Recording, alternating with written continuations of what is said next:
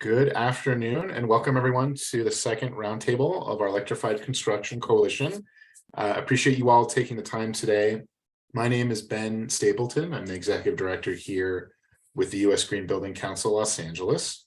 We're going to do some roundtable introductions here in a moment, but while folks are logging in, I'm just going to cover a little bit of an introduction to kind of who we are and why we're here.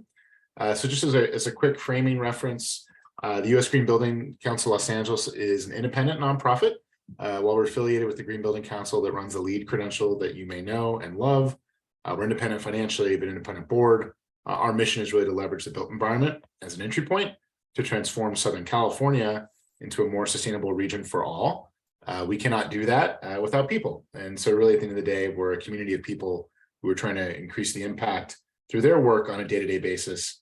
We have a portfolio of over 10 programs now that we run throughout Southern California, focused on direct community engagement and education. And really for us, this is all about transforming our market here locally and creating that impact through action. We really focus on action as an organization.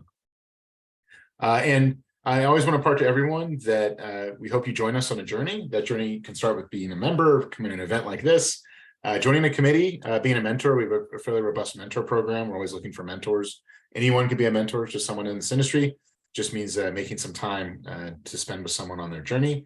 You can support in one of our programs or initiatives or build yourself through training and education or volunteer. So we hope you find a way to engage with us. And if you're not a member, really encourage you to join as a member. We do everything we do to create value for our membership. It provides the opportunity for you to join in a leadership capacity here and get free access to a lot of our major events that we do throughout the year, as well as a lot of our recorded content. I also want to do a quick shout out for our committees. So we have a lot of committees, as you can see here, covering a wide range of topics. Particularly want to shout out to our construction committee, which has been very active in leading on this topic. Really the vision for creating this coalition came out of our construction committee. In the past couple of years, our construction committee has really dug into construction waste and looking at ways to create more diversion and to call more attention and action to addressing construction waste here locally.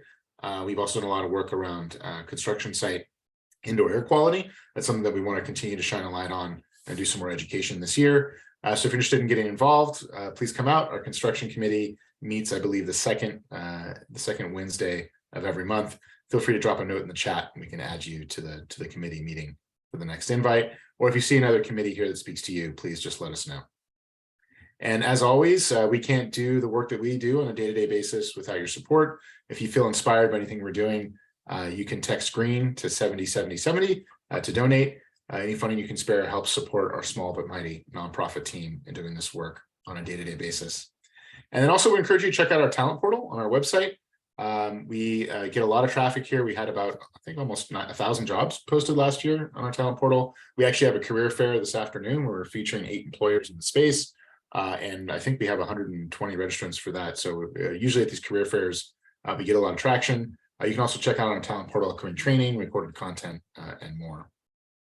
And then I also want to do a quick shout out for our Net Zero Accelerator. Our application is open now. So this is a startup accelerator that we've ran. This is actually our 4th year for startups in the built environment. We've had a lot of companies that specifically apply to the space we're talking about today in construction, whether it's materials, but also electrifying construction. We've had some great charging solutions that have come through our Net Zero Accelerator. And we're actually releasing tomorrow our first ever pilot flight manual, which is a collection of pilots for companies in our program in our 2022 cohort.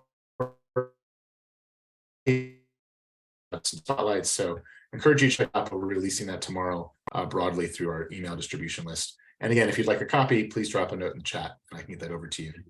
And then our next thought leadership series is going to be on green housing as part of the solution to the housing crisis. And so really talking about everything from modular construction to energy efficiency to occupant health, and really how green buildings should be helping to be part of the solution as we look at affordable housing. And then I'd be remiss if I didn't mention our big event that we do every year, which is my Green Building Conference and Expo. This is actually the 22nd year for this event. One of the things that we hope to do with this event, and I'll talk about this more later, is actually showcase more electrified construction equipment. So last year, we were fortunate enough to have the Volvo team join us with some of their equipment on site. We typically have about 1,500 attendees at this event. This year, we're actually in a really cool space that the area where the equipment's going to be is going to be front and center for the whole event. So if anyone is interested in getting engaged and really bringing people together to see more equipment, experience more equipment, we hope you can come out for this event on May 18th and 19th. It'll be in downtown LA, but it's really going to be a great event this year, really trying to focus on something engaging and interactive for everyone. All right, now, why are we here today? Here's the meat and potatoes part of the conversation. So we're going to hear from some great experts today on a wide variety of topics. I'm going to share the agenda in just a moment. But we launched this Electrified Construction Coalition, I want to say about a year ago now, maybe a year and a little bit of change, but really with the goal of looking at how electrified equipment could really help us reduce emissions and improve the environmental footprint of what we do in construction. This was really a reaction to some of the commitments the city of LA had made to the C40 commitment, which we'll talk about a little bit later. But the reality is that it's electrified equipment is hard to get our hands on. It's expensive.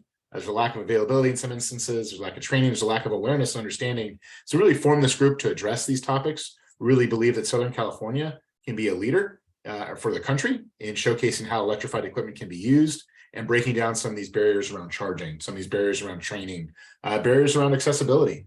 And so our goal is that we want to reduce construction site related emissions, reduce operating maintenance costs from this equipment long term, reduce air pollution on these sites, not just for those communities, but also for the workers, and reduce noise pollution for the workers as well, which is something that we're really encouraged by as an opportunity to improve the health of our workers on site.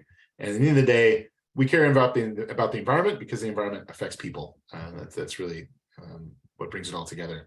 And so part of the, this is our second roundtable. So we had a roundtable last year, and really, again, we're trying to get awareness out there, increase the body knowledge, and connect the dots between folks like you who are interested in equipment and who are doing the work, who are bringing it to market and making it happen.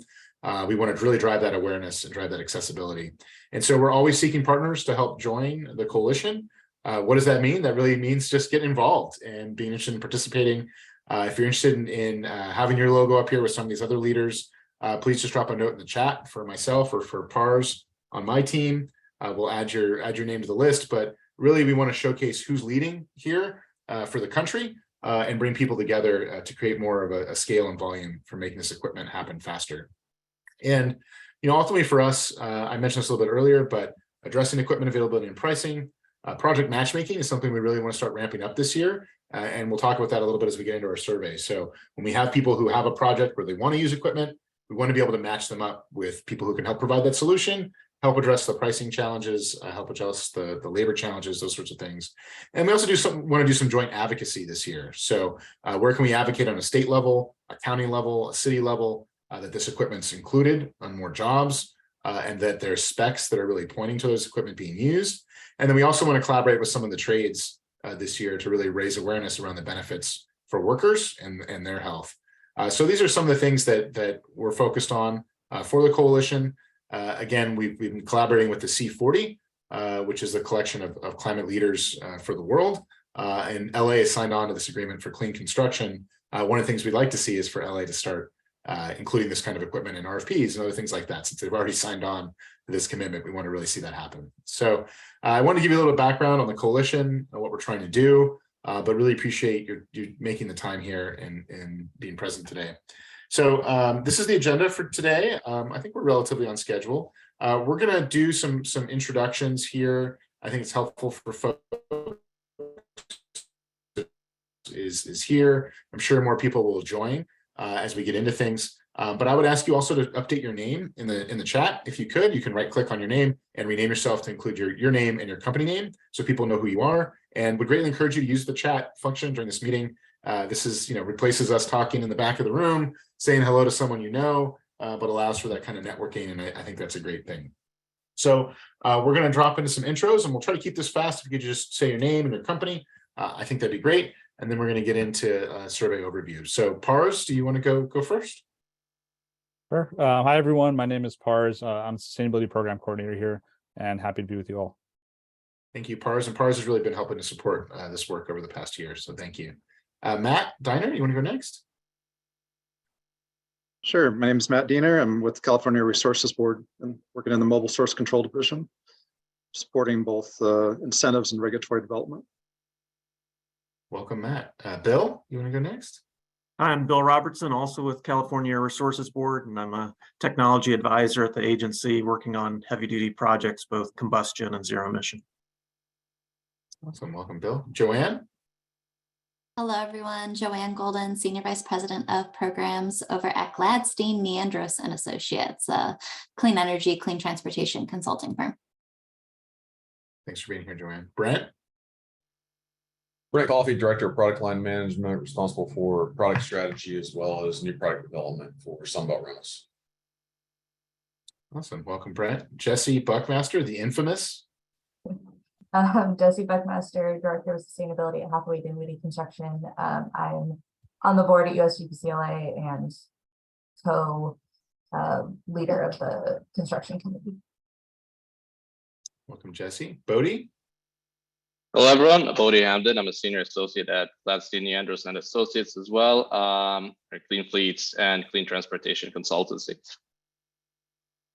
Welcome. Mike Barr? Hey everybody, Mike Barr with Turner Construction, actually out of the Des Moines, Iowa office, which, believe it or not, is slightly less exciting than Los Angeles. I'm a sustainability engineer, and I'm just responsible for all around sustainability implementation on multiple job sites. Mike, do not sell yourself short. You know, it's all about perspective. It's all about I said only a little. Yeah, I don't even believe I could be more exciting there, I think. Tom? Hi, Tom Godfrey, working independently at the moment, looking for new projects, but just here to stay informed. Welcome, Tom. Henry? Henry Pines, Gladstein, Neandros and Associates. I'm the Events and Policy Program Manager. Welcome. Tolga? Hi everyone, this is Tolga Tar, Senior Director at Skanska, responsible for green construction and decarbonization initiatives at the company, working out of Portland, Oregon. Thank you. Welcome. Scott Peroy? I think hopefully I said that right.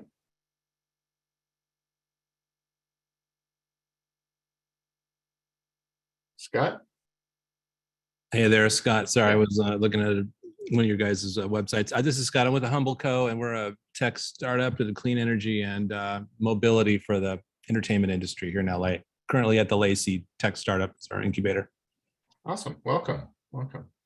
Robin? Hi, everyone. I'm the Senior Advisor of Advocacy and Policy for USGPC LA, and happy to be here. Welcome, Robin. We've missed you. We've missed you. I'm wondering where in the world you are right now, but it's good to have you back. It's good to have you back. Thank you. Luke? You got me mid-drink there, Ben. Hi, everyone. My name is Luke Lombardi.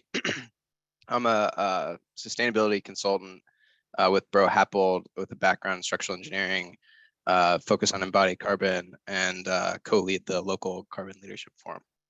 And this was a really great session last time, so I'm looking forward to the conversation again. Welcome, Luke. Karen? Hi, Karen Klepak, Senior Manager of Local Public Affairs Operations at Southern California Edison and new to the USGBC-LA board. Welcome, Karen, and thank you for coming out for our legacy project, ribbon cutting on Saturday. It was great to see you there. I appreciate you making time. Yeah, you too. Saturday. Ariana? Everyone, Ariana Vita. I work for the City of Santa Monica's Office of Sustainability and the Environment. I lead our climate and energy section there and focusing mostly on our building electrification and transportation decarb work. Nice to see you all. Thank you. Karen? Karen. Yeah, hi, everyone. I'm Karen with Cal Portland. I'm the sustainability manager, and Cal Portland, we're a concrete cement producer in the Western United States. Welcome, Karen. It's always great to see you. Caitlin? Hello, everyone. Caitlin Krasovic. I'm a senior architect with Walt Disney Imagineering based here in California and leading our initiatives on integrating the company's environmental goals for 2030 into our Walt Disney Imagineering environment. Welcome. Matt Clower? Matt Clower. I'm also with Walt Disney Imagineering. I'm a sustainability engineer. Welcome, Matt. It's good to see some of the Disney team here represented. This is great. I keep meeting new people from Disney. This is amazing. Kevin Burgess. Hello, everybody. I work for Void Control. We're developing some supply chain and what are we doing? Transportation tools for the construction vertical. Awesome. Welcome. Stella. Hey, Ben, Stella Ursula, everyone. I'm the Senior Programs and Partnerships Manager at the LA Office for Grid Alternatives. And just very curious about anything to do with electrification of buildings. And we do a lot of residential work, but we've moved into multifamily affordable housing projects. We install solar in underserved communities across LA County, Orange, and Ventura counties. So just very interested in the subject. Thank you. Thank you. Emily? Hi, this is Emily Wettergartner. I'm a sustainability project manager for Cushman and Wakefield, and I'm just here to learn more. That's sometimes the best reason to be anywhere, Emily. So welcome. Bruce?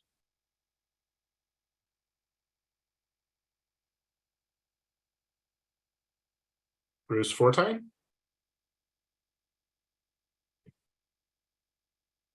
Going once, we'll come back to you. Cicely, did I say that right? Cicely Rice? You did. Hi, my name is Cicely Rice. I'm with WebCore Builders, project director in our Los Angeles office, and just very interested in this topic and the availability of this equipment for our larger projects. Welcome. Glad you're here. Let's see. Sean Mulligan?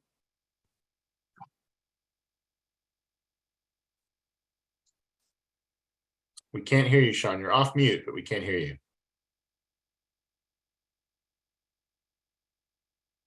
We can come back to you. Hold that thought. Hold that thought. Nick Canton? Hey, y'all. Nick Hayton here, Sustainability Manager with Soul Impact. We're one of California's largest privately funded affordable housing developers, and we do our own ground up construction. So interested in learning more. Thank you. Welcome, Nick. I thought you'd be sick of me already by now. This is too many times in the last 2 weeks. It's too many times. Ray Gallant?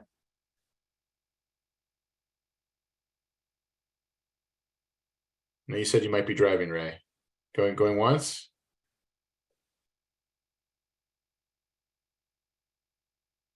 Well, Ray's with Volvo and did a great job last time covering some of the market for us. We're glad Ray could come back to be with us today. Peter? Hey everyone, Peter Rockmore here with the City of Santa Monica in the Office of Sustainability and the Environment. I work with Ariana on our building electrification and decarb work. Welcome. Kenny?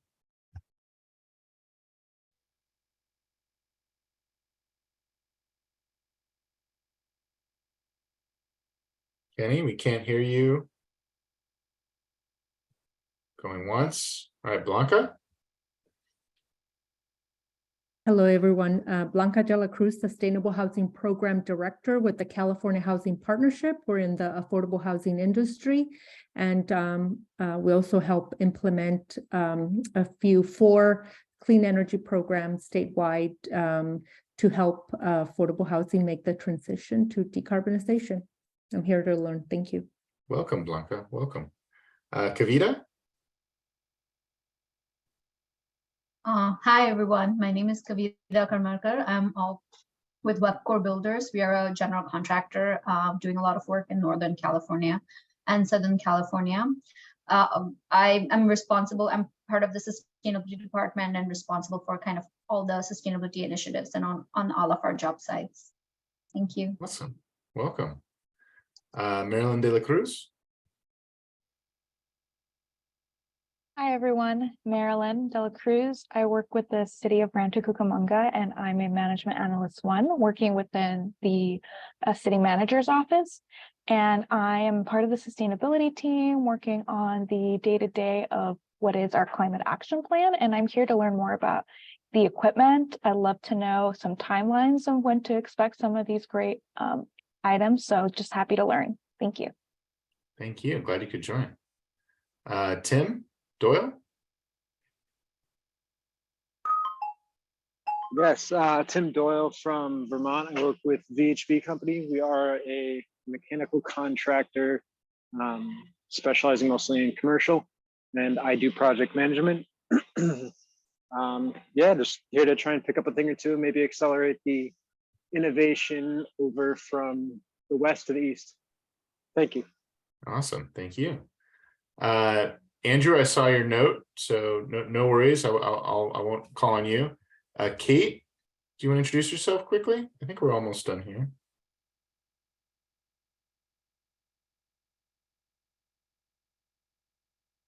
Kate, going once. All right, Beth Brownlee, I think I missed you, Beth. Beth Brownlee from ZC Sustainability. Here to learn. Welcome, Beth. Let's see. Is there anyone I missed? I think Venus, did I miss you? Yeah. Hello, I'm Venus Amrani. I'm work with HMC Architectures, and I'm happy to learn more. Awesome. And then let's see. Oh, Mike, do you want to go? Go ahead, Mike. Yes, hi everyone. Mike Kelly from the LA Clean Tech Incubator. I'm part of our workforce development department, and later this year planning out a building decarbonization training program along with electric vehicle infrastructure. And so, yeah, definitely here to learn more. Awesome, welcome. And let's see, did I miss anyone Hey, else? Ben, it's Ray Gallant. I finally got off mute. Hey, Ray, welcome. Good to be here. I'm with Volvo Construction Equipment. Awesome.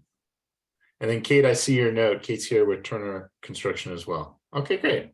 Well, and feel free to use the chat to introduce yourselves. I know it takes a while to go through everyone, but we've got a great group of people here, and I just want to make sure everyone sees that can have a lot of impact across the work that they're doing already. So really, really appreciate that. So the first thing we're going to talk through really quickly, and just as a framing, this is a roundtable. It's meant to be a discussion. So we encourage people to speak up if you have a point you want to make. If you don't want to speak up, feel free to drop that point in the chat. We will get to those notes later. But the goal is that we're really working together as a group to figure out how we can learn more about this equipment, advance this equipment, and advance the adoption, because we believe it can really help us make an impact in our emissions and help reduce the environmental impact of the construction work we're doing. So that, feel free to speak up, I guess is my point. So one of the things that we did that came out of our last roundtable is we really wanted to create some data around the demand for electrified equipment. We wanted to get some understanding of what types of equipment people would be interested in. When might they be ready to implement and use equipment? Would they prefer to buy or rent? What the reasoning was for purchasing equipment, or what the reason was they were not interested in purchasing equipment. Pars, if you could drop the link to the survey in the chat, that would be great. One of our asks for all of you is, I think we've had maybe 10 responses so far. We'd like to get that number up to more like 20 to 30. So we'd love for you to fill out the survey yourself if you haven't done it yet, or spread the word to folks in your network. Feel free to post it on LinkedIn, all those sorts of things, but get the word out there. The more data we can get around the demand for this kind of equipment, really the better off we will be in terms of creating more visibility and creating more awareness. And so we wanted to share some of the questions in the survey, as well as some of the feedback we've gotten so far. One of the things we'd love to hear from folks here is, as we go through this, if you feel like we're missing an important question, we can still go and add that to the survey. Or if you feel like a question's maybe not positioned the right way, we can still go ahead and update that. So I'm going to run through this relatively quickly, but would welcome your input. If you say, hey, you guys are missing a category, or you know what, question just isn't framed the right way. We don't know everything. We really want this group to help inform the work we're doing. So this question here is really just asking about the role of who's filling out the survey. Big focus for us was really around general contractors, developers, or owners, but we also added in municipalities and utilities and others, just so we can get a sense of who's there. There's a lot of people who lead construction projects and who might use equipment. Just a quick check, does this question seem to like we're covering all the right roles? We do have another category to grab folks who are outside of these, and they can fill that in. But is there a major role that we feel like we're missing in this? Hey, Ben, this is Karen from Cal Portland. So I have a question. We don't really fit into the general contractor role, but we are, I'm just trying to get my head around where we would fit into this and how other similar types of industry suppliers Okay, that are that's a great critical to question. this. How would we, what box? I don't want to check other. You can always check. I want to other, be that's on okay. that list. So I was going to get- say supplier or manufacturer. I would kind of see as yeah, your role. manufacturer, supplier. I would like Yeah. that. That would be good. Thank you. Okay, that's great. Any other feedback from anyone here? Are subcontractors included under general contractor or? That's a great question. In my mind, they would be, but I could see why there'd be a difference. You could be a sub. That could be an important distinction for us to make. If you feel that's the case. Yeah. Yeah, I feel like that might be. Okay. Might potentially be another. Okay, thank you. And you can see the majority of responses we've had have all been from GCs, right, at this point. So, any other comments on this? I'm going to try to move through these relatively quickly. So again, if you have a comment, feel free to drop that in the chat. I want to get to some of the market overview stuff we want to share with you. So the next question we have here is what kind of equipment are folks interested in? So we tried to divide that up into the areas that we thought would make the most sense. I want to thank Jesse, who helped us quite a bit with the survey as well. You can see some of the data here on the responses we've gotten so far. Especially for some of the folks here who deal with equipment, do we feel like we're missing a category here, or are we framing something the wrong way? Would be my question to this group.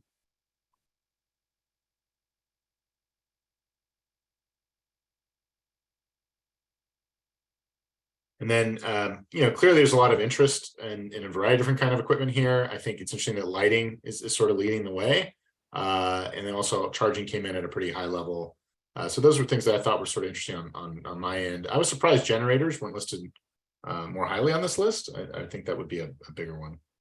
Okay, temporary heat. That's a really interesting question. I hadn't thought about that really. What would you, is that the term you would use to frame that equipment? It would just be temporary heat, or would it just be heating equipment?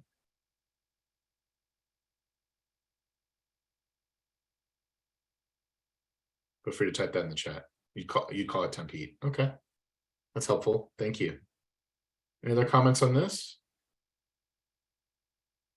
All right.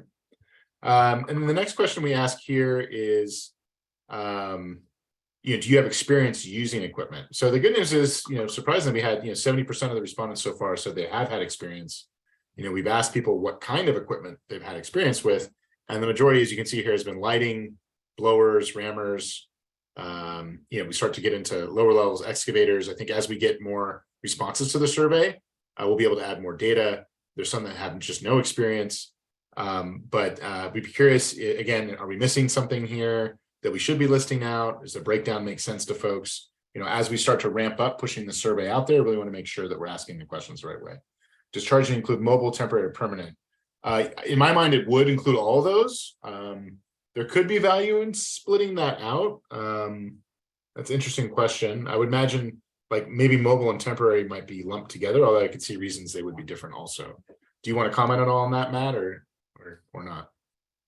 Well, I can bring this up later in discussion, but we've seen a big interest in mobile and temporary, charging, needs.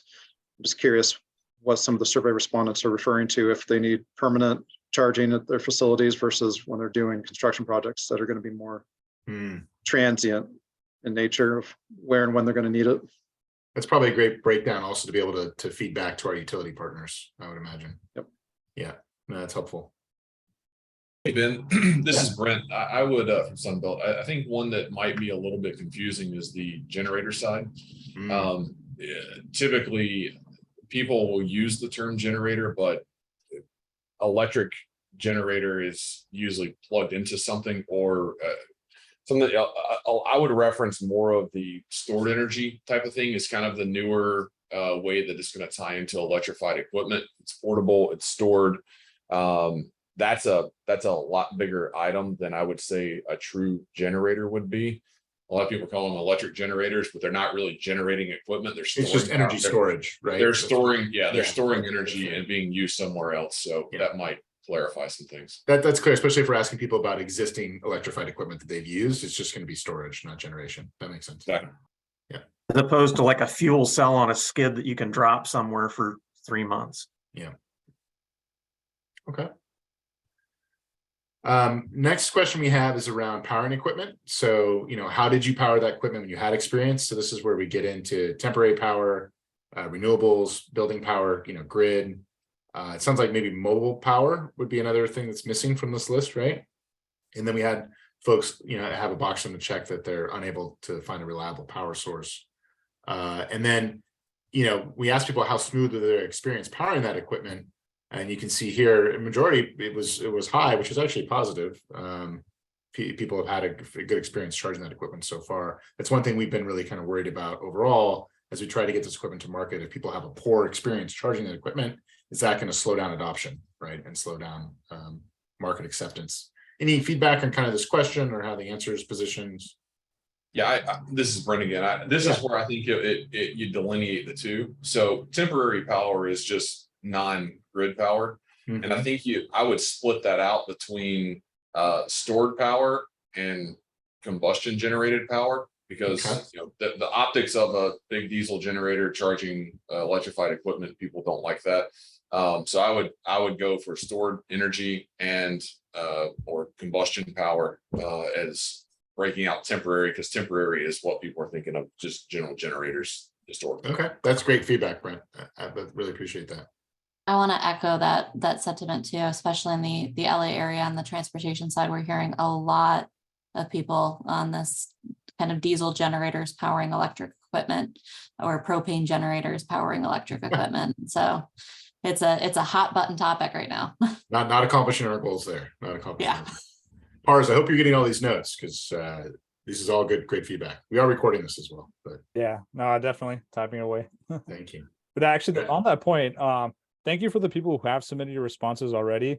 But if you could wait, some of this, we may amend the survey. If you could, when you get our follow-up email, and you could do it in like 2 days, perhaps, or when you see that email. Yeah, we will send this out as part of the follow-up to this. Let's see, and then let's see, did I move backwards again here? I think we already asked this question. All right. And then this is an important one here. We want to get in the motivation for using equipment. So, what was really guiding people to make these decisions was around carbon, was around safety. You can see here worker health, regulatory compliance, carbon reduction goals. And so overall, everything's kind of scored fairly high, as everything's been kind of listed as important, which is okay. Some are more important than others, which is helpful. Any feedback on this? Are we missing a category? Should we make people just choose one to make things a little bit clearer? But would welcome some feedback on this question here to make sure it's helpful for folks.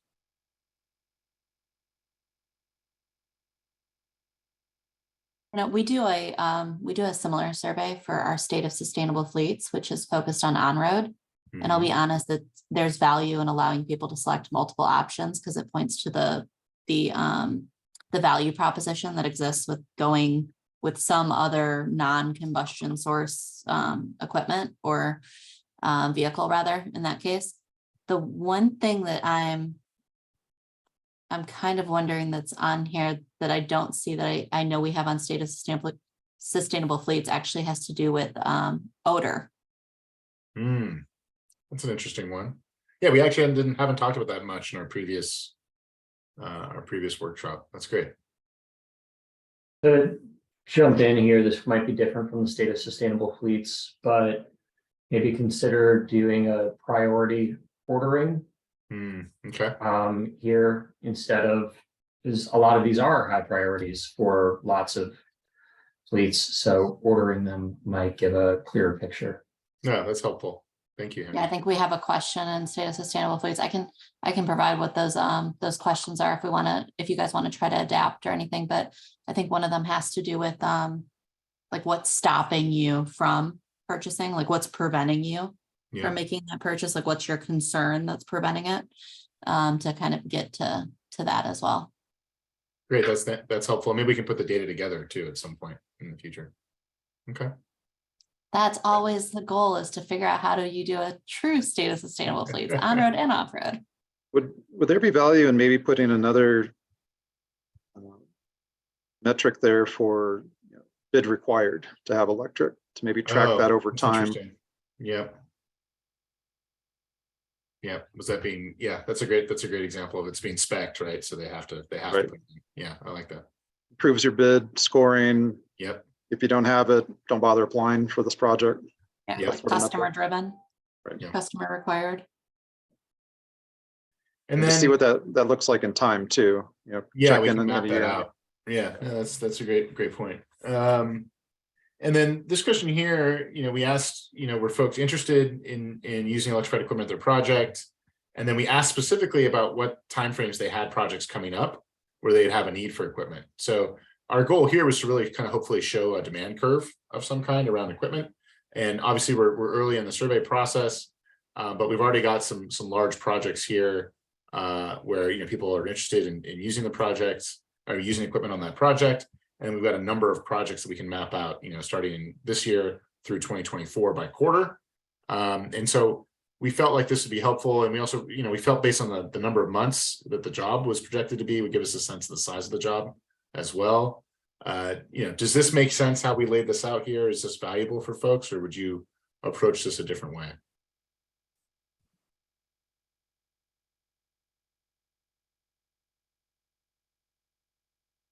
Feedback. I know there's a lot here that's happening, and then we're going to put this in a graph form again, so it shows that demand curve over time and the number of projects. And I'll add that we had one person who selected no project. If they do select no project, they're not required to answer these sub questions. Yeah.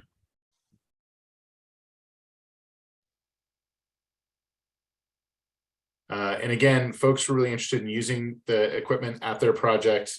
We got a really high scores for that. Same piece here. And then we had a buy versus rent category, and we kind of broke it out with GCs and developers versus overall. And we have for light duty equipment, for medium duty equipment, and for heavy duty equipment, and for charging infrastructure. And this is kind of what you would maybe expect, right? Light duty, we can buy. As it starts to get, medium duty or larger, we're going to rent because it's less of a capital expense. But hopefully how we lay this out is helpful. And it was interesting on the charging infrastructure, it's kind of split across the board. And maybe that's because folks necessarily have answers there yet or know what the availability is, or maybe there's options for both. But I thought this was kind of interesting. Any feedback on this? And Brent, you may have comments just given where you sit in the market, how you would position this as well. But any feedback on this from anyone? Makes sense from my side. Okay, awesome. All right, and then we get into concerns. So what was the biggest concern folks had about not going electric? And, startup costs was kind of our clear leader. Availability was there, charging. It seems like very little concern around, operations, training, and then I think, what was the lack? I think it was lack of availability. No, it's cut off there. I think that was lack of availability. Any feedback on this? And this is, again, it's really around startup costs, right? Which seems to be our big hurdle, which is why rebates are important. We're going to talk about rebates here a little bit if we can address that startup cost concern.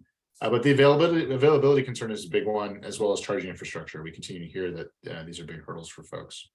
But any comments or feedback on this?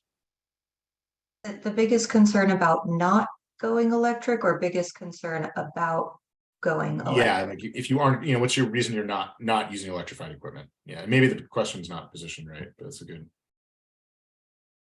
clarifying point. Yeah, because I think the reason one might not be electric would be like startup costs, availability, things like that. But yeah, I guess the phrasing kind of threw me off. Okay.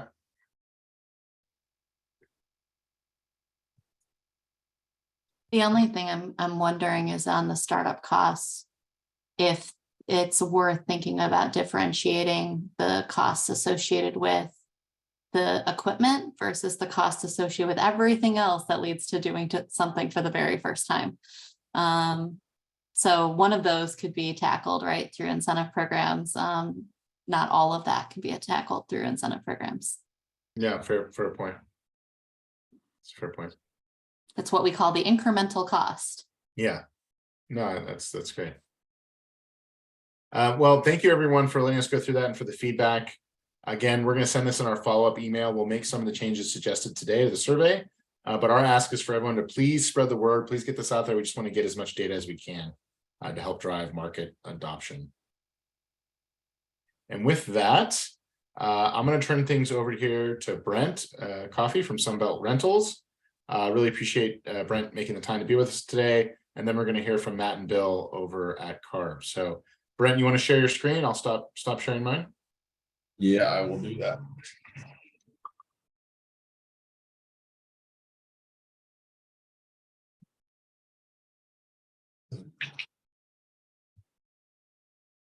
Screen.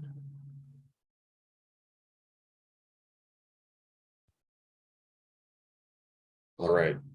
There we go. See that? Yeah, we can see it now. It's popping up. Yep. Great. All right. So thanks for the opportunity to speak. My name is Brent Coffey. I'm Director of Product Line Management at Sunbelt. And like I said earlier, my role is really twofold. One is managing a team that's responsible for our product strategy of our rental fleet. That is managing all the life cycle metrics that go into it. And then secondly is managing a product development team, which is responsible for both working with our partners and our OEMs to commercialize products, as well as develop technology on our own and commercialize our own private products. As you can imagine, a lot of that over the past number of months and years has been dedicated to emission reduction technology. And so they've been actively involved in a lot of, actually with a lot of you that are on the call today. So thanks for the opportunity to speak. So I'll start off with Sunbelt as a whole. We own about $15 billion of fleet today, and that fleet ranges from small product that called a hand tool all the way up to large earth moving, large power generation, and everything in between. So you can imagine our products end up in a lot of different applications, a lot of different environments. And so when we look at product and we look at alternative power options for it, we sort of look at it on two vertices. We look at hours, which is on the left side, and we look at energy demand on the right. So if you think about the hour side, for example, a light tower, which you see kind of halfway up, a light tower has pretty low energy demand. It runs a lot, but it's really just running the light. So the energy demand is pretty predictable. On the flip side, if you take that trencher on the bottom right, trenchers don't get a ton of hours put on them, but when they do, they're really hard hours. So it takes a lot of energy to really do what it's trying to do. And so when we look at this, we kind of break it up into segments, and those that are sort of that lower energy demand, lower power, those are perfect to electrify. It's the aerial equipment, it's excavators, lighting equipment, small excavators to say, some small compaction. It just makes sense. It's very predictable. However, when we go outside of that, we start having to look at other options. And that's where not only electric is a component of this list, but we have to sort of broaden our horizon a little bit because the energy demand is so extensive on these products. You have to look at hydrogen, look at biodiesel, energy recovery, augmenting our current diesel fleet with, talked about energy storage a little bit, flywheel, machine intelligence, energy management. There's nothing off limits when it comes to our fleet. And so we're actively engaged with technology developers and our suppliers to try to figure out what is the right mix of this to have the maximum impact on reducing emissions. So this isn't really anything scientific. This is more of just internal opinions within Sunbelt of those of us that are actively involved in this stuff, of what's really driving it into the market, what's driving penetration into the market. And right now, we feel application is driving most of it, but what is important to understand is what makes up construction equipment that's zero emission. So today, and I'll call it for the past 30 years, it's been super heavily dependent on the aerial side of things. We call that MEWP, or mobile elevated work platform. It's scissor lifts and it's boom lifts, and it's that because they do a lot of indoor work. So they've been in the electrification business for a really long time, as have industrial forklifts, which also have a lot of indoor use. But it's only been over the past few years that there's been a really big push to go into other segments of construction. And that's where you start seeing the excavators and the wheel loaders and telehandlers and lighting and that sort of thing. And outside of that, once you start getting into these other products, what's really driving the penetration of those products are truly ESG initiatives. There's a small segment that's application driven, but it's really the ESG side of it that's really driving it. And whether that's on the governmental side, on the corporate or just a customer that says, if there is an alternative power version that's zero emissions or reduced emissions, you're required to use that. That's driving that segment of the product, because this is such a new thing. Not that, you know, small excavators aren't used indoors, but the vast majority of them are not. So it's the other, we're not talking about we're talking about the vast majority that's being influenced by that. And then there's the last piece, that is the value proposition. And we talk about the value proposition as being, if I take the emission story out of it and strictly look at dollars and cents, does this zero emission version of this product have a positive value proposition over a combustion version? And the light tower is a great example. We have the largest solar light tower fleet in the world. We have it both in our UK business as well as the North American side. And with that, if you just do the math and forget the fact that it doesn't have any emissions tied to it, if you're going to run a light tower longer than about 60 hours a month, which is running it through the night is only about 6 nights of use, you're much better off just from dollars and cents having a solar light tower. Your benefit is that it's not creating any emissions while you're doing it, but nonetheless, it's just a better value than the combustion version. So when we look at growing zero emission product, it's really this value proposition piece that we have to improve on. We have to talk about cost, which I'm going to go into in a minute, as well as the ESG initiatives. The applications will find their way. Those will just happen naturally, whether it's indoor use or whether it's areas that have noise ordinances or that sort of thing. But it's really going to be the drive from the ESG side, as well as it truly being a value that's going to allow this stuff to truly take off. So if you look at a SWOT analysis of zero emission technology, I think there's a lot going for it. First is there are OEM initiatives driving the technology. There's really no OEM out there today that's not at least aware of it and have something working, whether it be ready to market or whether it's skunk works, of trying out some sort of technology that is an alternative to combustion.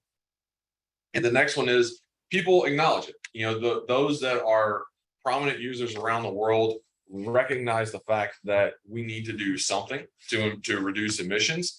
Now, acting on it versus acknowledging it are two different things, but it is acknowledged that as stewards of the environment, we need to do more. That demand is increasing. So as demand increases in the marketplace, OEMs bring more to the market. It should drive economies of scale, hopefully helping pricing a little bit. There are a lot of programs that are incentivizing adoption. California is probably at the forefront of that, especially on the US side. And that's reflective in a lot that's coming to market. And then one of the benefits is, I referenced it a little bit earlier, is just the unintended benefits of it. You know, no one went down the path of electrifying a piece of equipment with the idea of saying, well, it's going to improve safety. Reality is, when you have a job site with less noise, you have operators with less distraction. It's a naturally safer environment to work in. So it's one of the unintended benefits of it that is definitely a positive.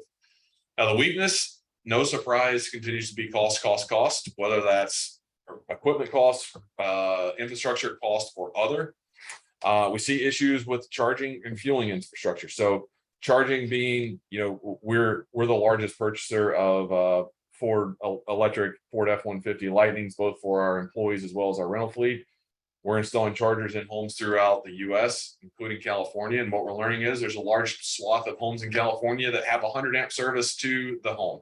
So therefore, charge your vehicle, run the stove and run the dryer, and you knock out all the power to your house. So we can't expect to have a whole influx of equipment if we don't have the operational support, whether it's temporary power or permanent infrastructure to support it.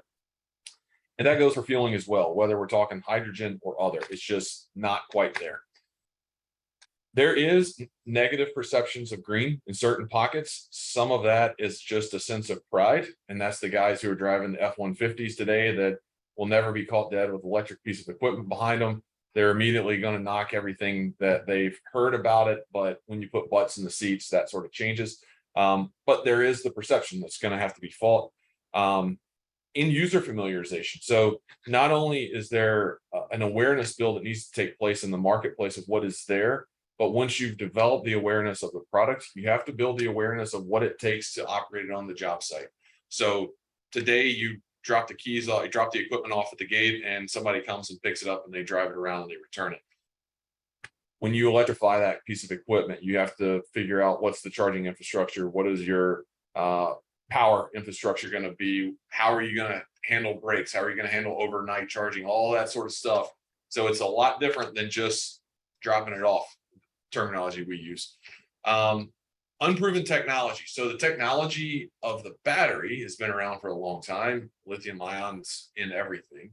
However, when you put it in the construction world, you put it through all the various applications, it's still trying to get worked out. And folks like Ray and Volvo, as well as a lot of others, are going through all that today to try to figure out how can we accommodate the broadest spectrum of use. Because, you know, if you take a excavator, you take a skid steer, for example, that could be used to move snow. It could be used for cold planer grinding concrete. It could be used for a breaker doing demolition work, or it could be used to just move dirt. And it could also be used anywhere from Edmonton to the Mojave Desert and everywhere in between. So there's just a lot of use cases that you have to plan for. And I think one of the bigger struggles that we see from Sunbelt side, because we have such a large fleet of so many different suppliers, it's just a lack of standard across the board. So our struggle is when we come to a job site and we drop, you know, 300-400 pieces of equipment on it, making sure that I've got one means of charging, one means of telematics, one means of diagnostics, versus dropping off 300 products representing 50 brands and having 50 different ways of charging and 50 different ways of servicing. That's where it's a challenge for us from a fleet perspective. So I think there's a lot that will come together in the coming years to clean that up, but that's a challenge right now. Opportunity wise, there continues to be pressure to reduce GHG. That's going to continue. I don't think that's going anywhere. And the portfolio of market ready products will continue to grow. We've got ConExpo coming up here in, I think, 6 weeks. That'll likely be the largest display of zero emission or reduced emission products ever shown in one single place. So that will vary from stuff that's a skunk works to a true market ready product. But nonetheless, the portfolio is growing of stuff that can be adopted today. Folks like ourselves, from everything we can gather, we are the largest investors in zero emission and reduced emission products in the rental space. And what we feel, and I'll explain a little bit more here shortly, is we bring that low risk accessibility to the end user. We have the volume, we can avoid some of the hurdles of early adopters, and I'll expand on that. And then lastly, just marketing to improve perception. I think a lot of that will come with just gear being in the market. And, you know, the best piece of marketing is the other guy on the job site having it. So I think the more traction this product brings, the more it's seen on job sites, the more it's getting used, the quicker that it will continue to grab hold in the market. But the threats, the costs have to get closer to what internal combustion is. There's really no denying that. Secondly, if product penetration outpaces the infrastructure, so that's where I talked a little bit about homes, for example. If we flood it with all of this EV stuff and we don't have the support behind it to power it, charge it, so on and so forth, and it falls on its face, it's going to take forever to try to build that rapport back from the product, even though it may be good. So we have to make sure that those two sort of run parallel to one another. From the rental side, we have a whole division that's nothing but power, investing in energy storage and others that we use to help facilitate those needs. So that's kind of our angle on it. The supply chain unknowns, I don't think we have to clarify that, whether it be chips, whether it be any other thing that has to be bought from both domestically and internationally, who knows? I'll just leave it at that. And then lastly, I know that this is an electrification conversation, but I feel like it's important that we talk about fuel a little bit, biofuel advancement, and the threat that brings to battery technology. And it's not necessarily a bad thing, but I think that it's something that has to be acknowledged. So this is my last slide, and I kind of summarize it this way. If you take a normal job site today, there's 2 billion combustion engines, over 2 billion combustion engines in the world today. And on average, a job site's emission footprint, about 70% of that is generated from combustion engines outside of concrete and others. But 70% of that's generated from an engine. And today, somewhere around 5% of that may have a zero emission alternative. So if you were to double what's already there today, which could very well happen, you're still left with 60% that has to be addressed. And where technology is today, putting battery power in really big earth moving equipment like a dozer, for example, that just takes a ton of energy to move is not sustainable. It's not affordable. And so I think there's some low hanging fruit that if we can just address the fact that, yes, they still have combustion engines. We expect combustion engines to be around for a really long time because there's certain products that just need them. But if we can accept the fact that, hey, by using an alternative fuel, whether it be B20 all the way up to B100, you can reduce emissions by 15 to 75%. And by the way, using the same piece of equipment with the same fueling truck, with the same nozzle on the end of it, we can have a really big impact on emissions. We can just get past the fact that it still has an engine in it. And I think that that's a little bit of the hang up, but nonetheless, if we're trying to truly reduce it, that is a big first step that once we get past the availability part of it, which continues to evolve faster than I would say some of the charging in a lot of places, we can have a really big impact on reducing the emission side of it. Secondly, we're going to be increasing penetration of zero emission product through low risk channels to end users. And that's really the rental side. I think that when it comes to the availability, we're the closest as anybody to large OEMs that are developing this. And like anything, if you look at it through the lens of an end user, costs are incredibly high for this stuff.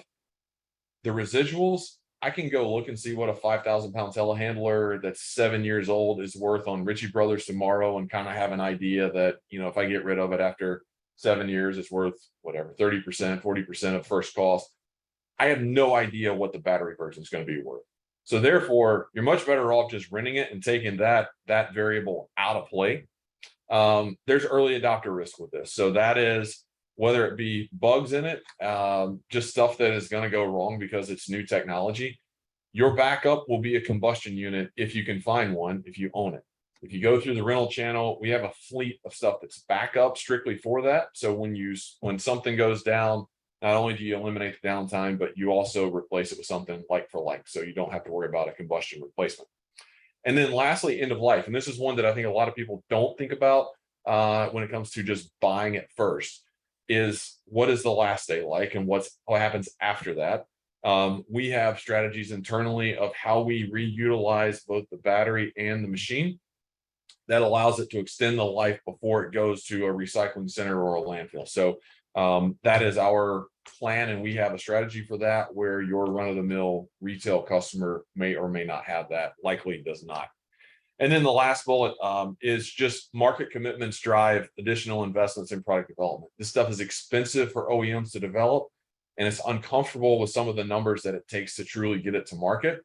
The more that is there that can back up their investment, whether that is governmental initiatives, whether that's just market acceptance, or whether that's folks like the rental companies that say, hey, we're going to buy the first 2 years of production to make sure that you can get it out and that we seed the market properly, and we'll roll it out to retail after that.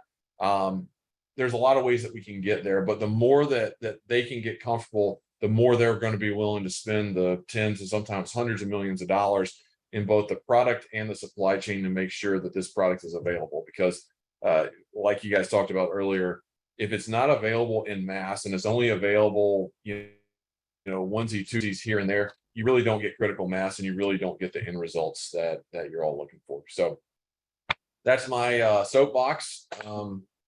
Does anyone have any questions that I could potentially try to answer for you?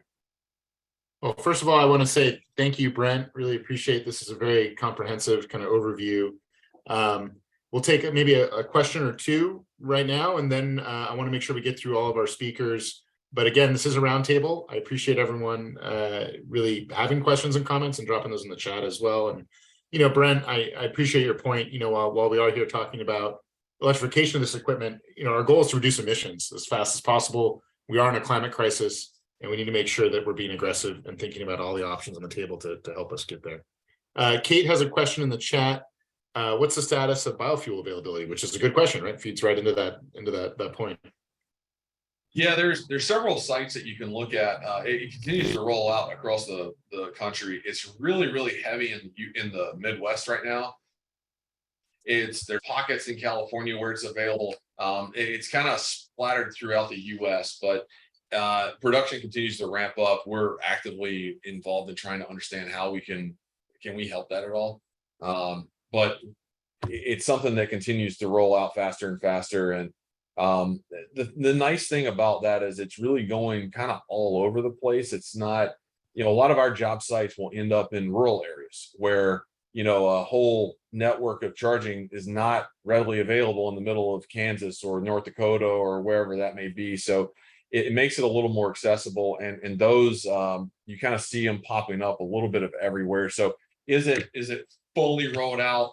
No. Is it growing really fast? Yes. I think when it really reaches critical mass, it will really take off and become much more reliant on it. It's big, including HBO, for example. A lot of that stuff is really big in Europe right now, starting to make its way over. We have a division in Europe, so we're very close and actually provide fuel over there. So we're very close to all that. But it is something that's starting to grow more and more here. Thank you, Brett. Maybe time for one more question. Yeah, go ahead, Bill. I just want to comment that our low carbon fuel standard out here in California, and then Washington and Oregon has similar programs, helps offset the cost of these cleaner, renewable diesel and things like that. And our most recent update to our off-road diesel rule, in-use fleet rule, is requiring renewable diesel in the older equipment that doesn't have after treatment on it. So it's definitely something that's out there and available, and we're pushing for it from our end. Thank you, Bill. And maybe this is a good segue to you and Matt's presentation. So we'll go over to you now. Do you want me to share the slides of mine, or do you guys want comfortable sharing on your end? Why don't you share? I haven't driven in Zoom in a while. Okay, sure. Just give me one moment here. And then just let me know when you want me to move to the next slide. Sure. All right. So for our presentation today, we wanted to highlight a couple of market indicators that we've been seeing. We're going to start a little more globally and then hone down into what we're seeing in the US and specifically in California. Next slide. So some of the things we want to highlight here is we're getting orders for some of the bigger pieces of equipment out there that we're seeing. And we're seeing that a lot of manufacturers are well beyond the mini and compact equipment that had come out in mass in the past couple of years. As I stated earlier, certain countries, it's becoming very normalized that zero emission equipment is part of the makeup of what's being sold. We also want to highlight the rental market and what we're seeing in some of our incentive programs that are helping to spur triple-digit orders of equipment across multiple market segments. Next slide. The first highlight here is out of the Netherlands. They are working very hard to make sure that in their public works contracting, that they try to electrify their construction equipment as rapidly as possible, or even accelerating their timelines.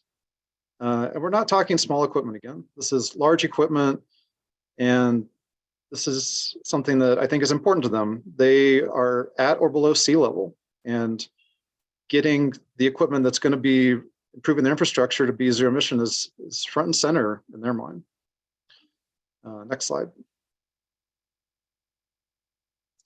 In Norway, battery electric excavators are achieving a pretty significant market share already. And I think this is just expected to grow. And again, we're not talking small equipment. This is stuff that is doing, lots of public works projects throughout the country. And in addition, there's conversion options that are growing as well. It's not just new OEMs that are making this possible. Next slide. And highlight out of Asia, there's exports from, you know, 2 companies highlighted here. Volvo is going to be exporting a number of units from Korea to Norway. XCMG is going to be exporting products from China to South America, as well from China to Thailand. And these are not onesie twosie orders. These are significant. These are things that we're taking notice of, because we're tasked with coming up with our own regulatory pathways to figure out what's feasible. And this highlights for us what is feasible as we take a very global look around the world. Matt, just a quick question for me, and sorry to interrupt. You know, what would 35 of these pieces of Volvo equipment, you know, be in rough dollars, or these XCMG pieces of equipment, just so you get a sense of like what's the scale we're talking about here of investment? Do you know? You know, I don't know offhand. That's a good question. I don't know if Ray Gallant with Volvo or others who are familiar with that size equipment.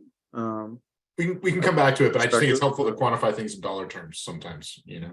Good point. Yeah, in very, very rough figures, remembering that these are prototypes or early series. Yep. You're for a 20-ton excavator, you're looking at electric excavator, you're in the 440, 480 range. So we're talking about $15 million roughly in that order. Okay. Thank you, Matt. Back to you. Sorry to interrupt. Yeah. Thanks, Ray. All right, next slide. And transitioning from our global view to what we're seeing in the US market, we're seeing the announcements by Bobcat and their technology partners with Green Machine to electrify the model that's highlighted here amongst others, some of the awards they've received, and for Sunbelt Rentals for committing to buy the first 150 units of their production capacity. Next slide. Addition, looking at others in the rental space, United Rentals is committed to buying 100 units from Takeuchi for the battery electric mini excavators, and also adding in JCB's battery electric mini track dumpsters. It's also something that we're seeing in the rental market playing a significant partner in advancing the availability of this equipment. Next slide. And one of the things that I want to highlight here is stored power. What we call in our voucher program for the Clean Off-Road Equipment Voucher Incentive Program, otherwise known as CORS, we call it mobile power. Sunbelt Rentals is partnering with Moxion. They've utilized the CORE program to help advance their investments in procuring this equipment and bringing it to California. United Rentals has also made commitments to bringing fuel cell gensets to market and bring it into their fleet.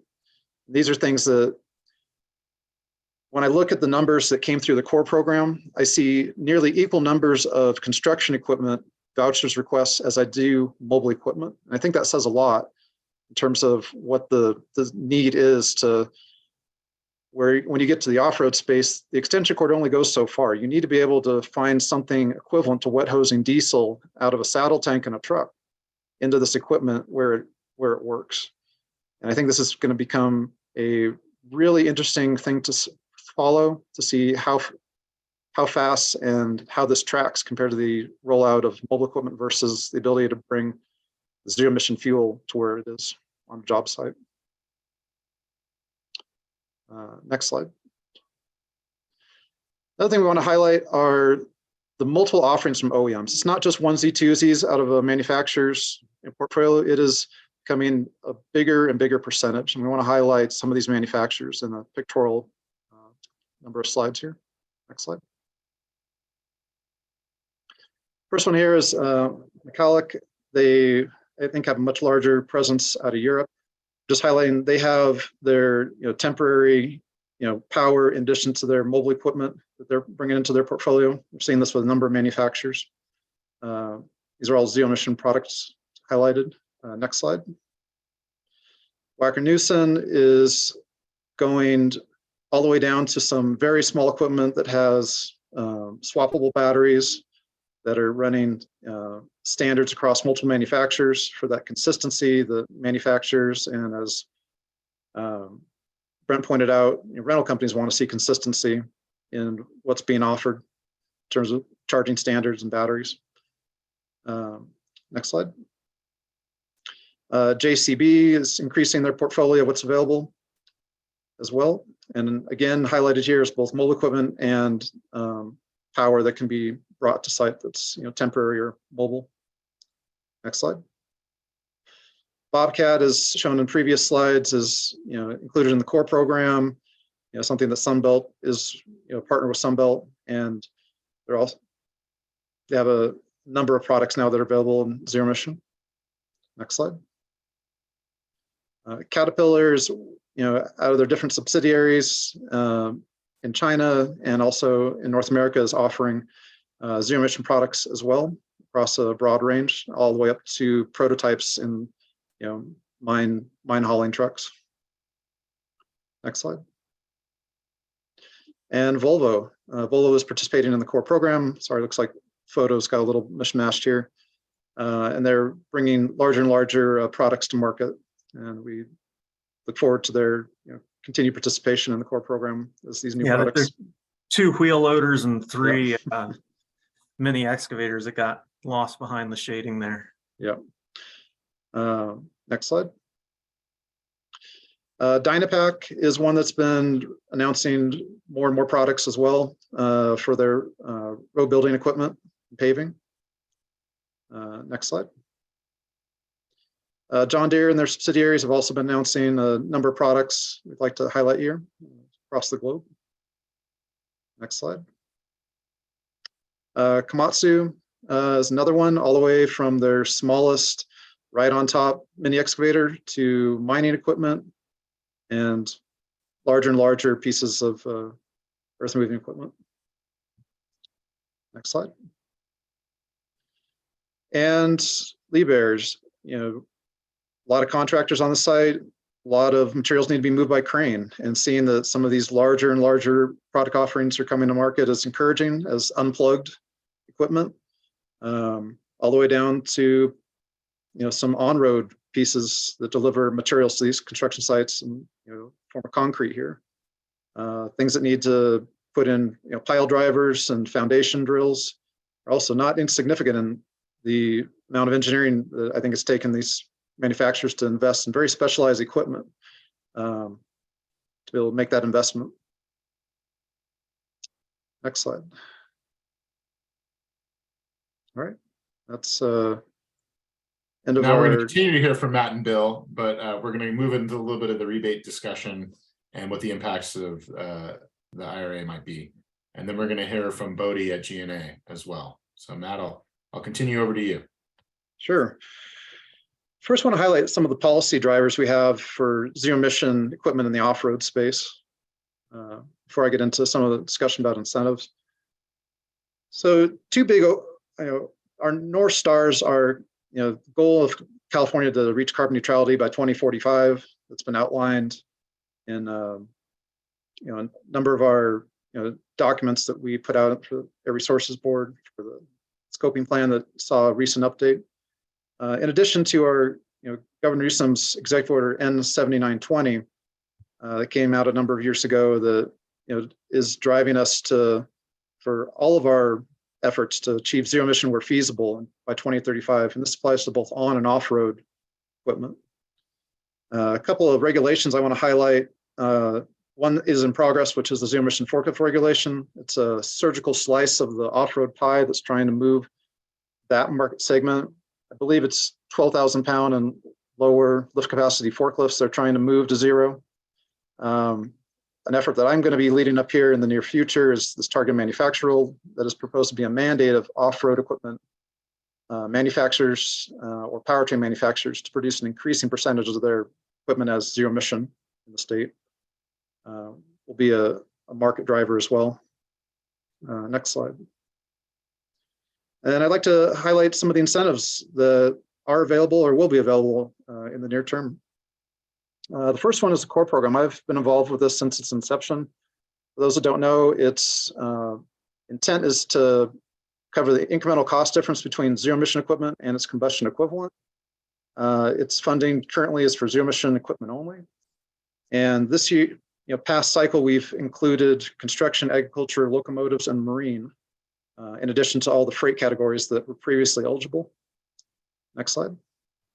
And I think we talked about this a little bit on our last I think the core incentive was, overprescribed maybe in a day or two. I don't remember what the exact number was, but it went really quickly. I remember that. I don't know if you have any feedback on that and any thoughts. Sure. Just focusing on construction, the construction category was oversubscribed first day, first week. And the contingency lists continue to build. We encourage manufacturers to still contribute their voucher requests. That window closed, as I'll get to on a slide here shortly, about a week or so back. But yeah, we saw a significant interest in it. And if we didn't have some caps on categories, it would have requested quite a bit more, I'm sure. Okay. Here's a highlight of where the program started. We started out with about $41 million. We launched about the beginning of the pandemic. And we became oversubscribed. We were more than 100% oversubscribed after 6 months. And then we went to $0 due to the economic uncertainty. And we then had a much larger infusion of funds for this off-road and freight category. And again, became significantly oversubscribed. We launched $125 million on July 18th. And on the first day, we had requests exceeding 130 million. And today, I think our wait list is in excess of 80 million that we're looking at ways to pull forward some funds and use some recycled funds from the first round of vouchers that fell out. We're seeing significant increases across the board in the interests in the off-road space. Congratulations. It's hard to achieve that much success in a program alone. That's great. That's great. Now the challenge is, how do we spread it out more? And, we're looking, if you go to this next, on this slide here, we're highlighting the window to submit new voucher requests recently closed. We're anticipating a reopening here late Q2, early Q3. And we have more money for this next round, but it's uncertain given some of the outlooks for the California economy. What, if any, we'll get the following fiscal year? Those discussions are ongoing right now with the legislature and the governor.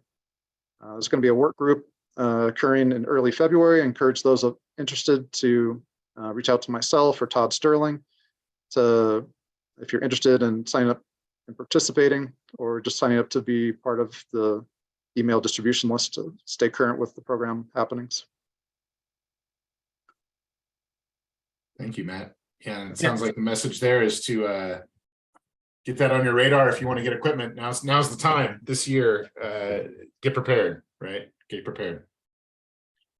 Yeah, there's the construction category, and then we also had the ag category that had a couple of these utility tractors, the kind of 40 horsepower, that you move stuff around with and do tasks with. And that we didn't get quite as many voucher requests in that category, but it was a strongly requested category as well. That's pretty related. We actually got more. So let's say we got around 200 requests for construction equipment vouchers. We got over 350 requests for a lot of these 25 to 40 horsepower tractors in that space.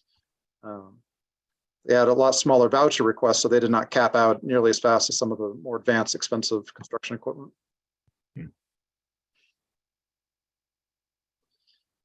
One thing I want to bring on everybody's radar is our advanced technology demonstration and pilot projects. There's a lot of money on the table here. There's $175 million from CARB. It's going to be combined with $50 million from our sister agency, the California Energy Commission, a total of $225 million that's going to be available for competitive solicitations this spring. There's a wide range. There's 12 different categories of projects that could be funded. I've highlighted a couple here. We have zero emission off-road construction at large, and then agriculture projects. Also, there's potential projects regarding modular, scalable powertrains for hard to electrify cargo handling equipment. Green zones, this is kind of an amorphous, undefined category that we are letting stakeholders figure out how green can you go and have a municipal partner in this. And we're going to have some public work groups in the near future here with solicitation launch in the spring of this calendar year.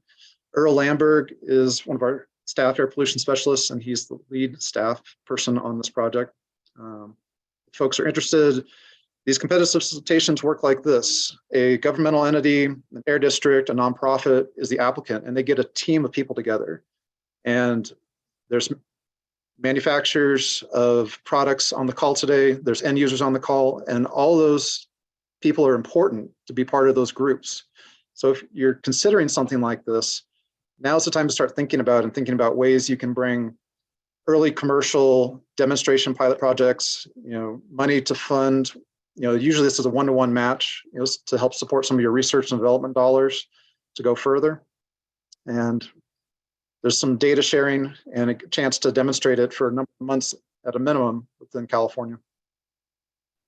So if I read that right, Matt, you're saying the opportunity to team is with other people who might be here on this call, whether they're manufacturers, GCs, developers, folks who have projects. We can also be helpful if there's interest with anyone in helping to provide some of that community engagement and some of the exactly. oversight. But that's a really interesting opportunity. So we should make sure we highlight that for this group. It's great. And if you've got interest and there are things that your ideas you have, call us up, call Earl and have a chat and say, hey, these are the kinds of things I'm thinking about. That's very useful for us to understand what people are interested in doing. We don't like putting out solicitations that don't get responses. It's not very efficient use of your tax dollars. So yeah, we want to see this money get used and go to good purpose, right? Yeah, that's right. Right, exactly. Awesome. And the last one I want to highlight is our scrap and replace. We went from our voucher incentive projects, which are an upfront reduction of the capital cost of the equipment for those looking to buy, whether they be end users or rental companies or leasing companies, to our demo and pilot projects where we'll fund a lot of money to build the first one or the first deployment of the first dozen. And this is at the other end of the spectrum. This is our scrap and replace programs for equipment that is, people are ready to exchange their older combustion equipment and retire it, dismantle it, destroy it, to take advantage of incentives to, in this case, I'm highlighting some changes for zero emission off-road equipment. The money for this program flows through the Air Resources Board to the local air districts that administer it, and they put out solicitations for competitive grant applications. And the previous cost effectiveness on the ability to reduce tons of emissions was at $122,000 a ton. And as of November this past year, that was updated with our funding plan that our board adopted to increase that to up to $522,000 per ton. So zero emission off-road projects are now much more competitive and have the ability to cover much more of the differential in costs over and above what was the cost of diesel equipment. Thank you, Matt. All right, well, appreciate that overview. I know we're running a little long here, all, which is never a surprise, but it's been a lot of great content. I'm going to hand things over to Bodhi and keep things moving. Again, if you have questions, please drop those in the chat, and we can have our folks who are speaking answer those questions directly in the chat. Bodhi, do you have something you want to share your screen, or do you just want to? Yeah. Okay. Yeah. Let me pull up. Full disclosure, we were just deleting a couple slides because Matt had a few It got slides covered. there Yeah, that that's we also okay. had. Matt was just so comprehensive. How dare he be so comprehensive? That's really. Okay. Let me know. I if do you want to can... make sure we hear from Mike, because I'm really impressed with Turner's project. So I want to make sure we get to Mike here pretty quickly. Okay, I'll keep it short and sweet then. Can you just see my screen? Yep. Okay, great. All right.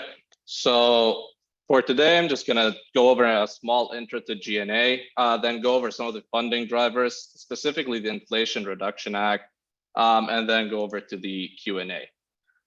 So starting off with GNA, we're a clean fleets and clean transportation consultancy operating out of California. We work with multiple clients in different fields to help build the market for advanced transportation technologies and clean fuels. So GNA offers many services ranging from clean fleet and sustainability strategy, where we kind of help clients understand all the new rules, policies, and regulations in order to help them build a strategy for electrification for the future. We also provide policy and regulatory support. We have a dedicated team that tracks all the new policies and regulations that are coming up in all of the United States, and help clients navigate all of these regulatory and legislative initiatives that could impact the commercial transportation sector.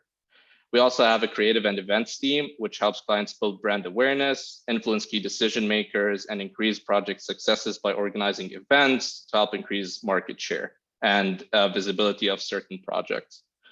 We also do market analysis and development by assessing the market landscape for all the clean transportation and energy products and services. And we mainly rely on the funding and incentives team that GNA has to kind of look for all of the funding opportunities and grant opportunities that are in the States and help clients maximize the financial benefits of advanced vehicles and clean fuels.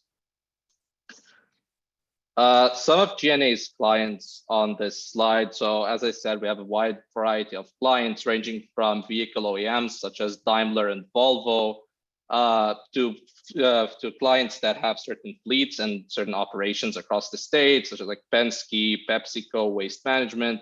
We also work with government agencies such as the CEC, South Coast AQMD, and also with utilities across all of the states, mainly California, such as SCE, SDG&E, and PG&E. So this is only a small fraction of the clients we work with. We do a lot of different things, as I stated in the slide before. Now, moving mainly to the topic of discussion today, which are the funding drivers. Now, funding is it has many aspects to it. So when you ask yourself if you're going after funding, you need to ask yourself some questions related to project type, applicant eligibility, deadlines, funding per unit, funding per applicant, project timeline, scrap requirements, previous awardees. These are only some of the questions that you're going to ask yourself when you're applying for a certain grant program. For example, certain programs only apply to specific project types. For example, let's say an infrastructure program only applies in the case that the infrastructure is publicly available. So if you're looking to do a private EV infrastructure project, you cannot apply to that project. Some grant opportunities are only available to certain applicants, for example, municipalities or government agencies, and not available to all. The deadline of the project, you always need to consider when the grant deadline is and when the project timeline that you are looking for is in order to apply for a grant that could fit you. Funding per unit and funding per applicant. Most programs have a specific max funding per unit and funding per applicant. For instance, a program could have a 400,000 per unit funding cap and like a 2 million per applicant cap. So you could, let's say, apply to 5 vehicles under that program. Some programs, as Matt mentioned before, the Carl Moyer program has a certain scrap requirement. So if you need to get a new vehicle or if you want to get a new vehicle under that program, you need to scrap an old one. And then finally, looking at previous awardees, such as like who are the previous awardees that won those grants, what was their project, in order to learn and kind of implement similar projects or a similar strategy to kind of win the grant you're going for. These are some of our grant summaries that GNA kind of writes to our clients, showcasing all of these aspects of a certain grant, to let the clients know what are these requirements and help the client kind of navigate which grant to go for and which grant fits them the most. So moving forward, as I stated before, there are different types of projects and incentives. Some funding programs can support RD&D, prototype, or pre-series demonstration pilots. Other programs could support commercial vehicle sales, and others could also support fueling infrastructure. Now, this schematic in the bottom kind of shows the different types of grant funding opportunities or funding opportunities in general, starting from tax incentives, point of sale vouchers, such as the core program that Matt talked about earlier, rebates, grants, and finally cooperative agreements. Now, these are listed from least to most time intensive. So it could be more time intensive to write a grant or to go for cooperative agreements. However, they could also be more lucrative in terms of the money awarded. So this is kind of a small example of how a grant process goes. This is mainly a very aggressive example, given the timeline, but in general, most grants have a similar process, although the timeline might differ. So initially the grant opens, for example, in this case, it opened up in July of 2022 with a deadline that ends in September 22. So during that period, the grant is being written, it's being developed, and then by the end of September, it needs to be submitted. After submitting the grant, the agency goes and basically into their decision period. And by, let's say, the end of December, they need to decide on the awardees of this grant. After the awardees are decided, the contracting period initiates. In this case, let's say it's 2 months. Following that, units are ordered. After units are ordered, the units are being built and then delivered to the customer by, let's say, April of 2024. Now, although the timeline might differ between different grants, however, all the project is kind of similar between all of them. And this is mainly an aggressive case, just giving the timeline, as I stated earlier. Now, to put it all in a small summary, this is how it goes after you are awarded with the grant. So initially, you get a notification of the award. The contract is executed. Project implementation begins. After that ends, we go into the invoicing period, and finally, a reporting period, depending on the type of grant. Now, to go more detail on the Inflation Reduction Act, so at the 2022 IRA Clean Heavy Duty Vehicles, there's still a lot of unknowns about this program. It's still under development. However, comments were due on 1/18/2023, so we expect to learn more soon, and more information should be released soon. The total solicitation funding, however, is $1 billion. The funding for vehicle and max funding per applicant are all still under development. However, it's anticipated that the funding is going to be available through 9/30/2031. So under the IRA, there are different grant opportunities. The first is the grant to reduce air pollution at ports, which is a $3 billion pot available through 2027. And this features grants or rebates to support ZE technologies at ports. The second one is the Clean Heavy Duty Vehicles, which is of interest in this case, which is $1 billion through 2031, and mainly for Class 6 to 7 ZEVs and supporting equipment. And finally, there's additional dollars for the National Diesel Emissions Reduction Act, which is $60 million through 2031 and available for emissions reductions from goods movement. So the grants to reduce air pollutions at ports, the funding is from the Environmental Protection Agency, $3 billion to 2027, and there's $750 million set aside for the non-attainment areas. Eligible recipients in this case are port authorities or relevant agencies, as well as private entities. However, they need to partner as part of partnerships that use or own equipment. The timeline, so the stakeholder meeting was held in November 2022, and with comments due on the 18th of January of 2023, it's anticipated to open very soon, or we anticipate to learn more information very soon in Q1 of 2023. For the Clean Heavy Duty Vehicles, it's $1 billion to 2031, and $400 million are set aside for non-attainment areas. Eligible recipients are sell, lease, license, contract, finance, or anyone who provides as a service, states, municipalities, tribes, nonprofit school transportation associations. And finally, the tax credit opportunities. These are credits for different types of projects. Alternative fuel refueling property credit. So this is property used to store or dispense clean fuels, and they can get up to $100,000 per unit of property per year. Qualified commercial clean vehicles credit. So this is for electric or hydrogen fuel cell vehicles. There's a $7,500 cap for vehicles less than 14,000 pounds and $40,000 cap for vehicles above 14,000 pounds. Advanced energy project credit. This is for facilities that manufacture all weight classes of battery electric, hydrogen fuel cell, or hybrid vehicles. And then finally, advanced manufacturing production credit, which is for equipment used to produce microgrid components, battery cells, solar elements, and similar things. Joanne, would you like to add anything more on the IRA program? Yeah, so I think the tax credits are getting probably some of the most attention associated with it. And I think one of the important things to note is that they have a qualified vehicle manufacturer list associated with it. It also says it's heavily focused on-road.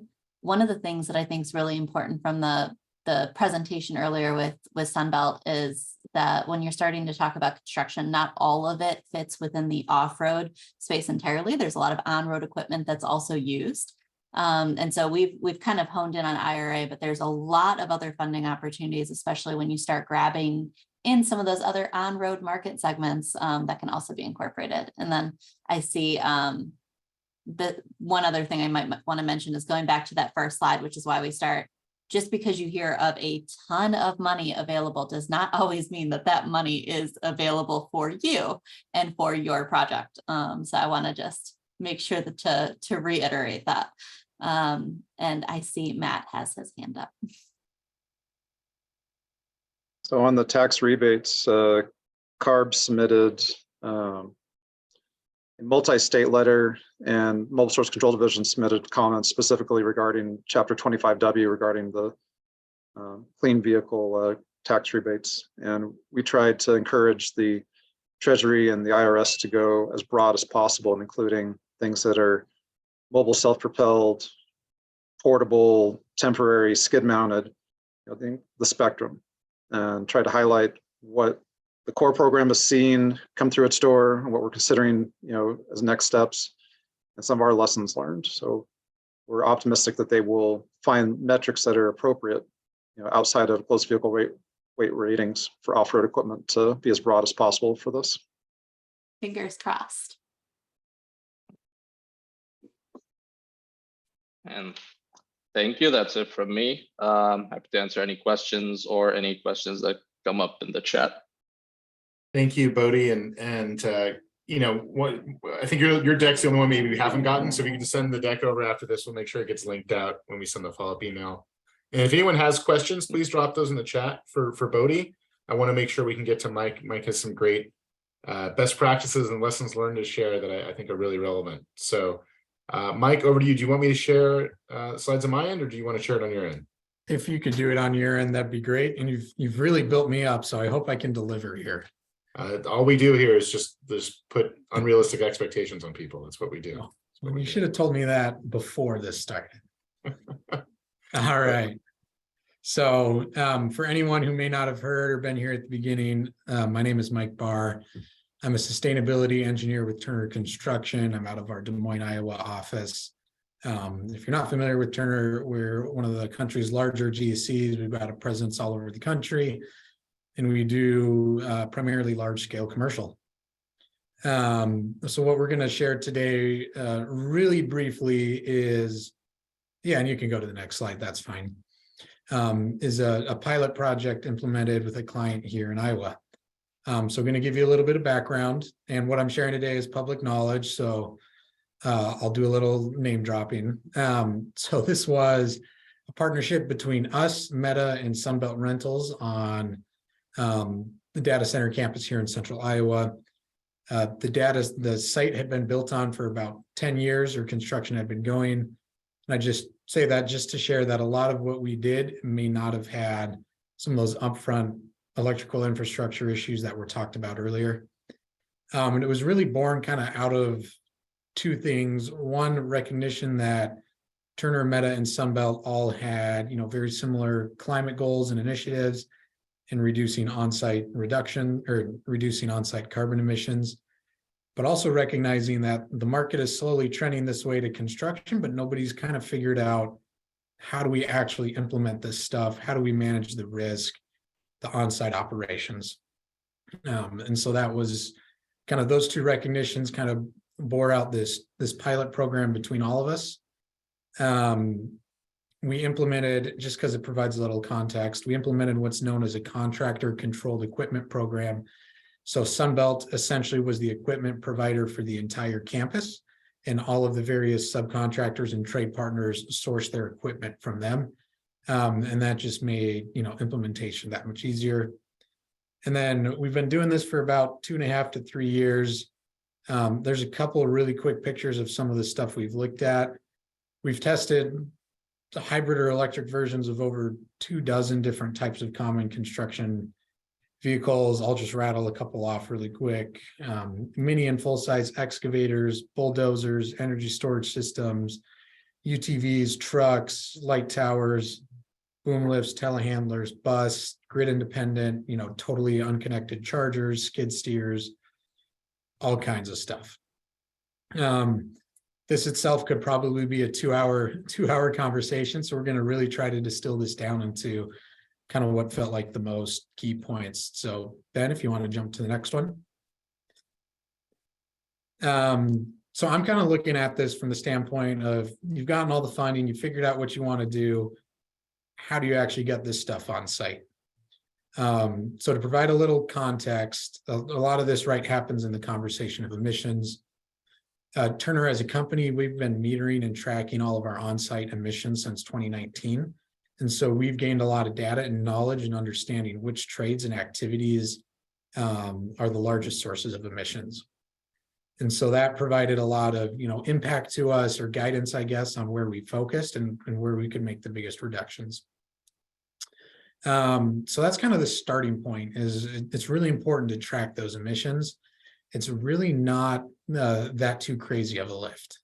There's a lot of data out there from government studies that'll help you do a really quick conversion from gallons of diesel to tons of carbon. And so how we go about this is we have a subcontractual obligation from all of our trade partners that every month they report back to us their on-site fuel consumption for the month. We have an on-site sustainability champion out here in Iowa. I'm lucky to get to be the guy, and I do that full time, which is awesome. Some of our other sites, have that kind of as an extracurricular. We've set up, a very standard reporting process. We have a very clear and standard form that the trades submit every month, by a certain date. Sometimes it's tied to the billings. And then we just QA/QC all that data. We try to, what is logical? Does it make sense that the steel contractor burned 5,000 gallons of diesel last month, or do we think there's a typo? So that's kind of the base, the level setting, and that feeds into the overall program. So Ben, if we want to jump to the next one. So as you're getting ready to jump into something like this, starts way before anybody breaks ground on the site. Brent can tell you some of the challenges we had out here, especially since some of the stuff we've sourced is literally the very first off the conveyor belt. There are some incredibly long lead times with this equipment. Supply chains are still being developed. Suppliers somewhere down the chain are switching midstream. So it takes a lot of planning and a lot of teamwork to pull it off. So like I mentioned, we implemented a contractor controlled equipment program where Sunbelt essentially supplied the entire site. That allowed us to basically bracket the conversation with Sunbelt and leverage their market knowledge instead of having to go have conversations with 40 different people. We didn't do it on this project because it was a pilot, but in the future, you could identify, bid alternates, as you go out to bid trade partners, right? You could have them price up what would be the rental premium to use a hybrid dozer versus their traditional or something like that. I already talked about the supply chain, and then for lack of a better word, a cost benefit analysis is pretty important, we felt. And the reason is, and Brent touched on it earlier, right now, you're not going to show any savings for the most part on just upfront costs, right? If you compare the upfront cost of a diesel light plant to the upfront cost of a solar one, the solar one is going to be more. But when you start looking at, how much fuel have you saved, how much labor have you saved, maintenance costs, or, potentially the client or the end user has, an internal carbon price or they're purchasing offsets, you can kind of use that as a benchmark. And so we kind of developed, still developing a loose, process to kind of try to analyze these things. So big lesson here. If you want to get this type of equipment on your site, you got to start talking about it super early. Let's jump to the next one, Ben. And then it's been talked about by several people already. But there's really two components, right? There's the equipment and then there's the infrastructure that supports that equipment. The second you want to start bringing some of this stuff out, especially anything fully electric, you got to start digging into that infrastructure at the same time. Even us with, being on an established data center campus that gets an incredible amount of electricity, we still did have some difficulties in some instances. Sorry, could we jump back to that infrastructure one? Awesome, thank you. Perfect. This one, correct? This Yes, is right that's the one. Sorry. No problem. So to that point, most projects aren't going to be an established campus like this one. And so understanding the temp power logistics, where's the power coming into the site, where is it going, and then knowing when that all is going to happen is really critical for some early integration.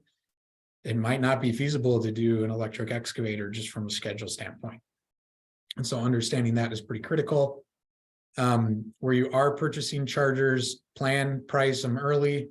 We've had plenty hit major supply chain issues. We've had several take 6 to 9 months to show up on site. Think about an early release if you're fully on board with this. And then one thing we learned that we think is really valuable that we want to share is, as you get these chargers, think about mounting it to a skid instead of, bolting it to a concrete foundation like would be common. That way, when you're done with the project, you just disconnect the electrical and you pick up the skid and you take it to your next job and you can kind of, keep using it. And then it's really easy for somebody like me who's totally gung-ho about this to figure out how much carbon we can save and just run with it and try to make it happen. There's a lot of other people who make a job site happen, superintendents, foremen, people who manage the site logistics. And they really are responsible and kind of take the brunt of the load to pull this stuff off. So, having integration and alignment with them, getting them on board and, helping them see the vision is pretty important too. And then the next one. And then the job site implementation. Looks like I left a bullet point in there, but that's okay. It's just so important. I put it in twice. So just a couple things here. A lot of this equipment is different than what people have been using for their whole careers. It's not necessarily harder or more difficult. It's just different. And so we've had a lot of success with having Sunbelt or the equipment provider come out and spend a half a day training those who are going to use it, teaching them the ins and the out, how to, tweak it and align it to what they want to use.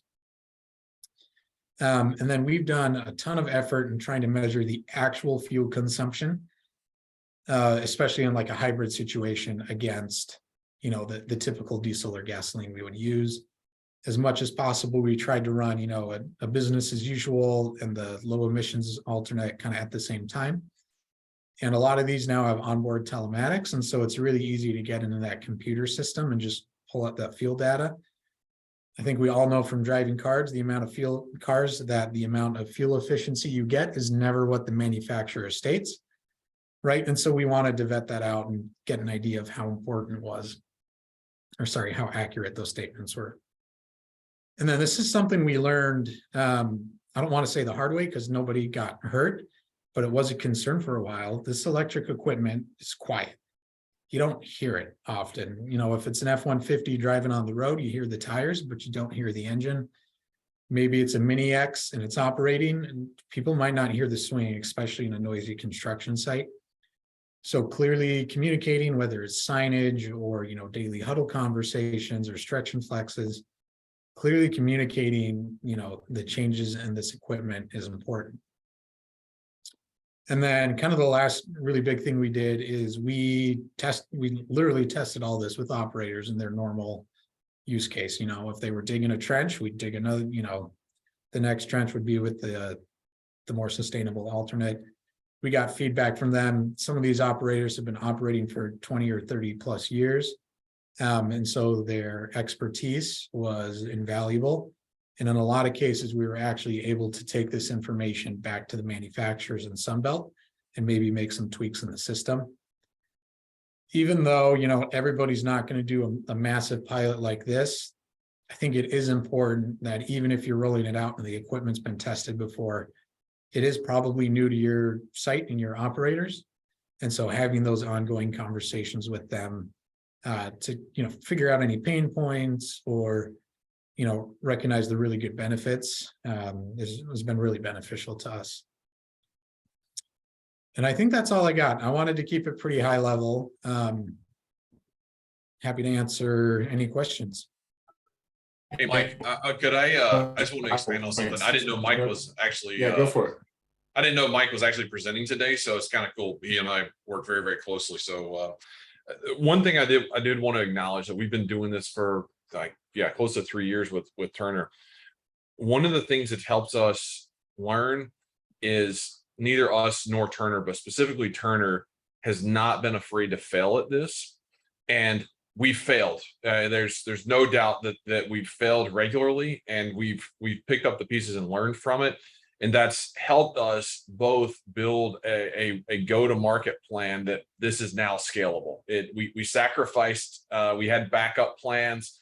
It didn't come at anyone's expense. It was not belligerent, but we went into this as we will learn from it. We're not going to get it right. And so having that mentality has kind of set both of us up to be successful and be able to roll this out sort of en masse.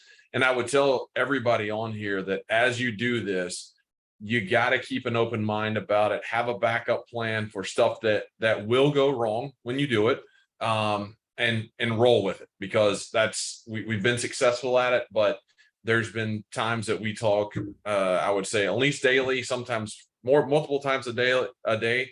But that's how we've gotten good at it. And so Turner's been super, super great to work with. This case study's been presented at Net Zero and several other conferences. So it's been a really fun journey to go along. But I say those things, just be prepared to have a few bumps in the road and roll with it. So good job, Mike.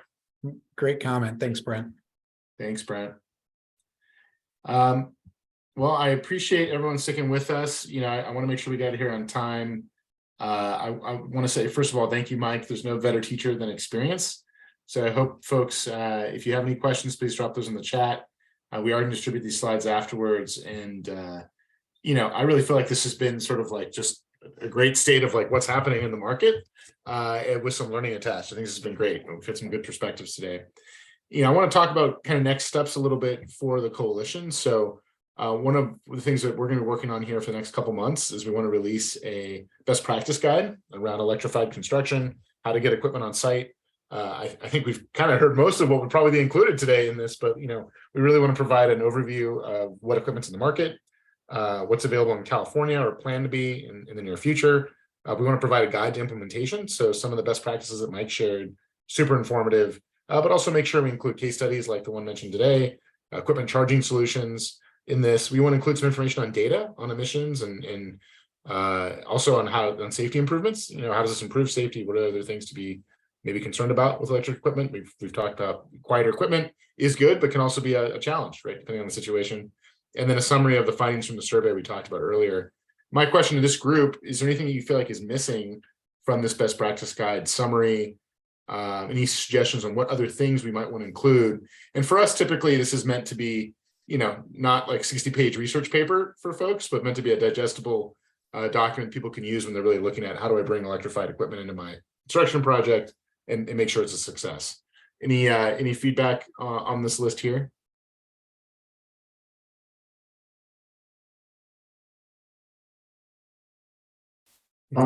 Just to jump in, I think either a drop down or one menu on fuel type would be incredibly helpful, because I saw a bunch of flags on hydrogen and biofuels today that would be helpful to know when going into making these decisions. That's great. Thank you. Thank you. Any other comments?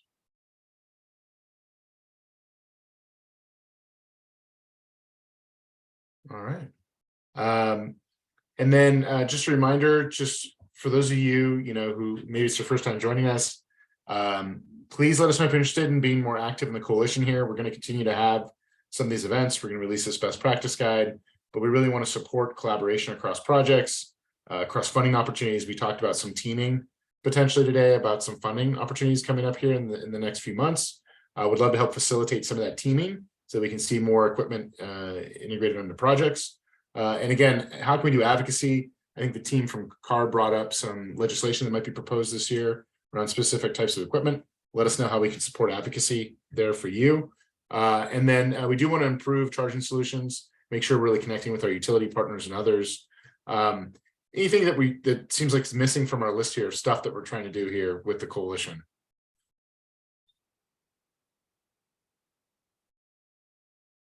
All right. And then the last thing I just want to remind everyone on before we close and have some open space here for a couple minutes is that our biggest event of the year is coming up on May 18th and 19th in downtown LA. We should have about 1,500 people in downtown. We'd love to have electrified equipment on site. So I'll probably be reaching out to Brent and probably some of the CARB folks to see what we can do to maybe get some equipment manufacturers to bring equipment in here for the event. And I'd love to, have, Mike, you talked about your case study for this project. We do have our call for speakers open right now, maybe to have you speak there. We're also going to have table topics at this event where we have some basically rapid fire networking for a half hour and have people lead some topic discussions. I'd love to see some topics just around electrified equipment. And so if anyone's interested in speaking, drop your name in the chat here. We can make sure we get you the link. In fact, Pars, you can probably drop on in the chat the link to the event on our website. Folks equipment about rebates like G&A. It'd be great if you hosted a table to talk about funding for this kind of stuff. Brent, it'd be great if you hosted a table just to talk about how to integrate equipment into your project, all these sorts of good things. So I would love to have everyone come out for that and really showcase equipment. Any questions or comments around the event?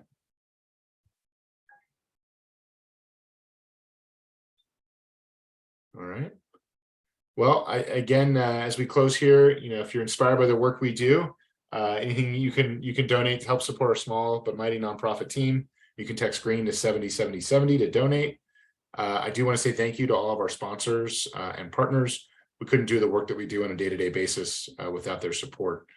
So thank you to them. You'll see some of the companies that were here represented today here on this list. And we welcome you to get involved with us if you're interested. And our ask to you is just to stay connected. We can't continue to have these conversations unless we're communicating with each other. And with that, I will stop sharing my screen and we can keep the Zoom here open for a few minutes if anyone wants to have any chit chat, but I do want to kind of get people out of here at 2 o'clock on time. And thank you to everyone who spent the time with us today. I felt like this was pretty informative and exhaustive, a really good summary of the market. A lot of information to take in one session, that's for sure.